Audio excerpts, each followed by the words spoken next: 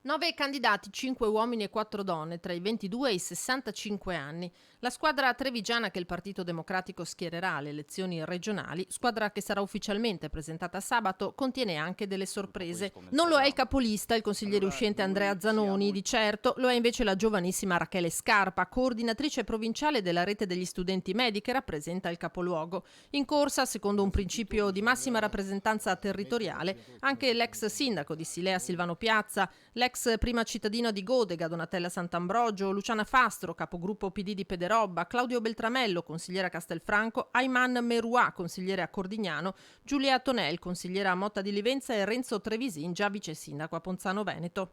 Noi puntiamo molto sulla tutela dell'ambiente, viviamo in una provincia che ha subito le conseguenze dei cambiamenti climatici, abbiamo avuto moltissimi paesi allagati, abbiamo avuto trombe d'acqua, abbiamo avuto vaia e quindi dobbiamo puntare molto sulla prevenzione, sulla cura dei fossati, dei fossi, più manutenzione e lotta al consumo del suolo. Basta consumare suolo, basta creare ancora capannoni, ancora supermercati. Occorre rilanciare il tessuto imprenditoriale del territorio, ma anche, dice Zanoni, la sanità veneta. Il nostro programma, i nostri punti fondamentali sono diversissimi da quelli che propone l'attuale Presidente. Pertanto diamo un'alternativa sostenibile, un'alternativa vicina ai cittadini, un'alternativa utile per migliorare la qualità della vita dei cittadini.